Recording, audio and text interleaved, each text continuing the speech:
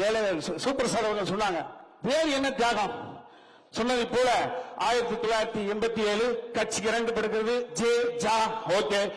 எடப்பாடி அவர்கள் இன்னொரு பெருமை, புரட்சி தலைவி எப்பொழுது சட்டமன்ற உறுப்பினராக சட்டமன்றத்துக்குள் செல்கிறாரோ, சேவல் கொடியன் பழனிசாமி, சேவல் முருகன், சேவல் பழனிசாமி, அந்த சேவல் சின்னத்தில் வெற்றி பெற்று சட்டமன்றத்துக்கு நுழைந்தவர். இதெல்லாம் கோஇன்சிடென்ஸ். ஆன்மீகத்தை நம்புகிறவர்கள் இதெல்லாம் நம்பித்தான் தீர வேண்டும். அந்த வகையை புரட்சி தலைவர் சமகாலத்தில் ஒன்றாக சட்டமன்றத்துக்கு நுழைந்தவர், அந்த வகையில் சிறப்பு கொண்டவர். அவர்தான் உங்களெல்லாம் மெய்ப்பனாக இருந்து ஆட்சி செல்கிறார். தகுதி கொண்ட ஒரு தலைவன் தான் உங்களுக்கெல்லாம் தலைவனாக இருக்கிறார் என்பது ஒரு பாமரனாக, ஒரு எழுத்தாளனாக நான் நிச்சயமாக சொல்கிறேன். அதற்கு பிறகு புரட்சி தலைவருக்கு மனைவியாக இருந்த தாயே தலைவி என்ற உண்மை ஜெயலலிதா அம்மாவுக்கு தான் தோற்கடித்து விட்டார்கள். பதட்டப்படவில்லை. கட்சியை எழுதி கொடுத்து சின்னத்தையும் கொடுத்து விட்டு வேண்டுமென்றால் தமிழ் மகன் உச்சன் ஐயா இருக்கக்கூடிய அவைத்தலைவர் பதவி கேட்டிருக்கலாம், எந்த பதவியும் கொடுத்திருப்பார்கள். அரசியல் பேசுறா அப்ப எந்த பதவியில் ஒட்டுமொத்தமான அரசியல் தரத்தில் இந்த பெண்ணை நகர்த்திக் கொண்டு 72 என் புருஷனுடைய, என் தலைவனுடைய, என் மாமாவுடைய, என் காவலுடைய உழைப்பு விரயமாக கூடாது என்பதற்காக ஒட்டுமொத்தமாக தன்னை நகர்ந்து கொண்டு இந்த இயக்கத்திற்காக அறிவித்தவர். இதை விட ஒரு தியாகம் இந்த உலகத்தில் ஒரு பெண்ணால் செய்யவே முடியாது. அந்த தியாக திருவுருவத்துக்குத்தான் இன்னைக்கு நிச்சயமாக சொல்வேன், இந்த நல்ல நாளிலே மேலே என்னுடைய சுயம் இருக்கிறது.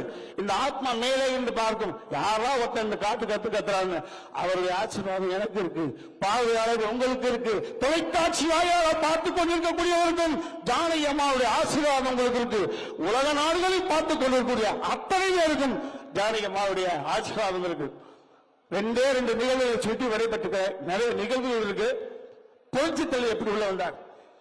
நான் புரட்சி தலைவரோடு பழகவில்லை, ஆனால் ஜஸ்டி, கவர்ச்சி வில்லன் கண்ணன், வாலி ஐயா, நம்பியாசாமி, மனோரமா, புரட்சி தலைவருக்கு அள்ளும்பகலாக மேக்கப் போட்ட பீதாம்பரம் ஐயா. நான் ஒன்றை மட்டும் நான் இப்பொழுது மாப்பா பாண்டியராஜன் அவர்களை சொல்லிக் கொண்டிருந்தேன். இந்த புரட்சி தலைவரை பற்றின ஒட்டுமொத்த வரலாறையும் பல மணி நேரம் பேச சொன்னார். அவர் சம்பந்தப்பட்ட பாடல்களை கையிலே குவிப்பில்லாமல் பேச சொன்னார். பேசக்கூடிய, பாடக்கூடிய வல்லமை, கருத்துக்களை உள்வாங்கியவன். அந்த வகையில புரட்சி தலைவர் ஒரு விஷயம், நிறைய பேருக்கு இங்கே வந்திருந்தவர்களும் உலக பார்வையாளர்களும் புரட்சி தலைவர் புகழ் ஏன் காலம் கடந்தும் நின்று கொண்டிருக்கிறது என்றால் 1987 வளர்மதி தாய் அம்மாவுக்கெல்லாம் தெரியும். 1900 நான் சொல்ல போற விஷயம், 1987 காலம் புரட்சி தலைவர் தரம் கொண்டு அழைத்து செல்கிறது. அதற்கு முன்பு 1986 சக்கரவாணி ஐயா அவரை ஆசையாக வளர்த்த தந்தை ஸ்தானத்தில் இருந்த அப்பா அண்ணனாக இருந்தார். அவர் மறைந்து போகிறார்.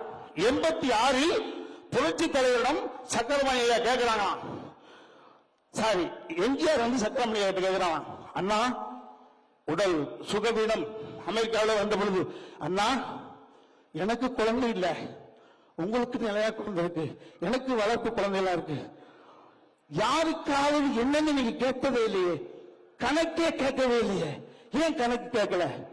அப்ப மரணத்தை தழுவக்கூடிய அண்ணன் தம்பியிடம் சொல்கிறார், தம்பி ராமோ அதற்கான விஷயத்தை சொல்லுகிறேன் என்று சக்கரபாணி எம்ஜிஆர் ஐயாவுக்கு சொன்னது. 7 வயது யாருக்கு? சக்கரபாணிக்கு. 3 வயது எம்.ஜி. ராமச்சந்திரன் என்ற ஒரு இளைஞனுக்கு. இடையில் ராசம்மாள் அப்படின்னு ஒரு பொண்ணு, பாலக்காடு, மலையாளி, அப்பா சாதாரண நபர் கிடையாது, பாரம்பரிய குடும்பத்திலிருந்து வந்திருப்பதை போல ஒரு மேஜிஸ்ட்ரேட். எம்ஜிஆர் அப்பா ஒரு மேஜிஸ்ட்ரேட். அங்கே தீவிரவாதிகளால் இந்தியா சுதந்திரம் அடைவதற்கு முன்பு தீவிரவாதிகளால் ஒரு தீவிரவாதியை வெளியே நகர்த்துவதற்கான ஒரு கோரிக்கை வைக்கப்படுகிறது. Straight forward. தர்மசீலன் எம்ஜிஆர் அப்பா முடியாது என்கிறார். முடியாது என்றால் குடும்பத்தை கொலை பண்ணி சொல்றாங்க. ஆக முடியும் என்று பணத்தை வாங்கிக்கிட்டு கேரளாவிலே தொடர்ந்திருக்கலாம், முடியாது என்று இருக்க முடியாது. நம்மால் நம் மனைவி குழந்தைகள் மரணிக்கப்படுவார்கள் என்று பயந்து மனைவியையும் 3 குழந்தைகளை அழைத்துக் கொண்டு இலங்கைக்கு செல்லிவிட்டார். பின்னாளில் LTT என்ற அமைப்புக்கு சப்போர்ட் பண்ணுவதற்கான அடிநாதம் நான் இப்ப சொல்ல போறான். அங்க போகிறார், கண்மூடித்தனமாக வந்து விட்டார். தியாகசீலர், தர்மசீலன் போன இடத்தில் காய்ச்சல், ஃபீவர், அந்த பெண் குழந்தை இறந்து விடுகிறது. பெண் குழந்தை இறந்து விடுகிறது. காரணம், பணம் இருந்ததாக காப்பாற்றிருக்கலாம். மேஜிஸ்ட்ரேட் தன் மகளை அங்கே இறந்து விடுகிறார். வேறு வழி இல்லை. மகளை கூட காப்பாற்ற முடியாத தந்தையாகி போய்விட்டேன் என்ற குற்ற உணர்ச்சியில் எம்ஜிஆர் தந்தை இளம் வயதில் இறந்து விடுகிறார். அந்த அற்புதமான பேரவையை சத்யா 7 வயது 3 வயது கொண்ட 2 சிறார்களை அழைத்துக் கொண்டு கும்பகோணம் வருகிறார்கள். அங்கே ஒரு பிராமண மூதாட்டி இடம் கொடுக்கிறார். அந்த திண்ணையில இற்றி பேரழகி இற்றி இருக்கிறாங்க. மலையாளத்தம்மான் பேர். அப்பொழுது எம்ஜிஆர் ராமச்சந்திரன் என்ற இளம் பாலகன் ஓடி ஆடி துருதுருப்பு காட்டக்கூடிய இளைஞன் பாய்ஸ் ட்ரூப்ஸ் அவரை பார்க்கிறது, கப்பிக்கொண்டு செல்கிறது. ஆகா, என்னை அழைக்காமல் என் தம்பியை அழைக்கிறார் என்று பொசிஷனிஸ் வரல, ஈகோ வரல. என் தம்பி அவ்வளவு பெரிய ஆட்டோக்காரா என்று அந்த இன்னைக்கெல்லாம் குழந்தை நட்சத்திரத்தை அழைச்சு போவோம். சினிமாவில் நிறைய சகோதரிகள் வருவாங்க, அந்த குழந்தை நட்சத்திரத்தை அழைச்சு போறாங்க. அப்படி வளர்ந்து ஒரு கட்டத்தில் ஜூனியர் ஆபீஸா இருந்து ரிச் பாயா இருந்து கேரக்டர்ஸ் வந்துட்டார். இப்ப இந்த கடை ஒரு படத்துக்கு முதல் எம்ஜிஆருக்கு 50 ரூபாய் சம்பளம் பேசப்படுகிறது. அந்த காலத்துல 25 ரூபாய் 5% கொடுக்கப்படுகிறது.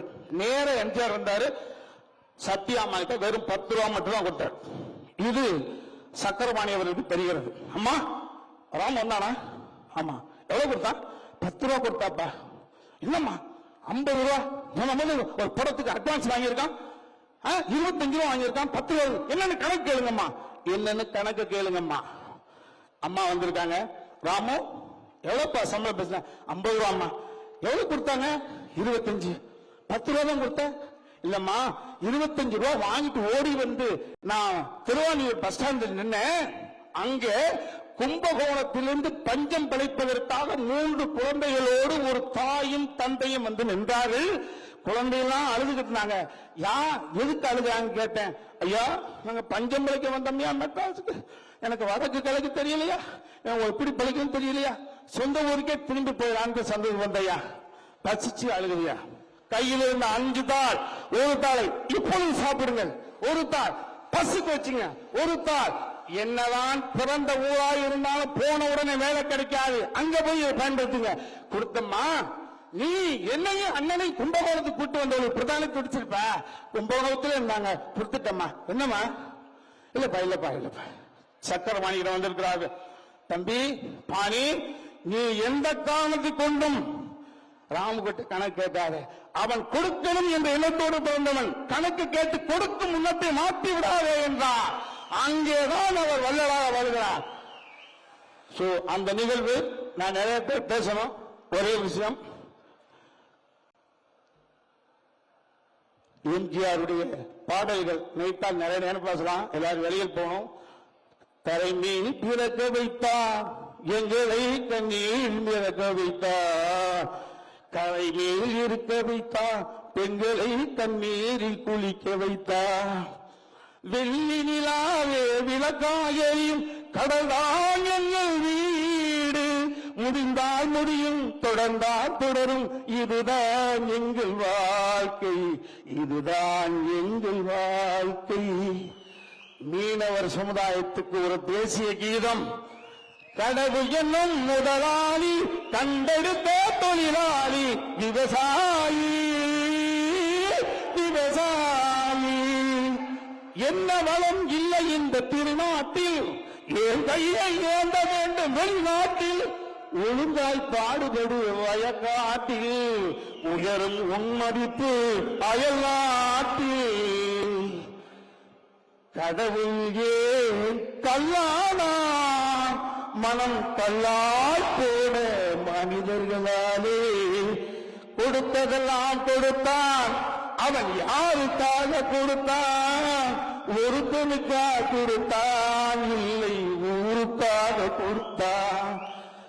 புரட்சி தலைவர்களுடைய இந்த பாடல்கள் இருக்கும் வரை தமிழ் இருக்கும், தமிழ் இருக்கும் வரை புரட்சி பூமி இருக்கும், பூமி இருக்கும் வரை புரட்சி தலைவர் புகழ் இருக்கும், புரட்சி தலைவர் புகழ் இருக்கும் வரை இந்த அன்பு தாய் ஜானகியம்மாவுடைய பெயர் இருக்கும். அனைத்து நல்ல உள்ளங்களும் நன்றி பாராட்டி வருகிறேன். நன்றி, வணக்கம். தம்பி ராமையா அவர்களுக்கு நெஞ்சார்ந்த நன்றி. அடுத்ததாக அம்மையார் ஜானகி எம்ஜி ராமச்சந்திரன் அவர்களோடு பயணித்த நடிகை ஜெயசித்ரா அவர்களுக்கு கழகத்தினுடைய பொதுச் செயலாளர் இந்த நூற்றாண்டுக்கு அழைப்பு விடுத்த பெருமதிப்புக்குரிய எதிர்க்கட்சி தலைவர் அண்ணன் எடப்பாடியார் அவர்கள் பொன்னாடை அணிவித்து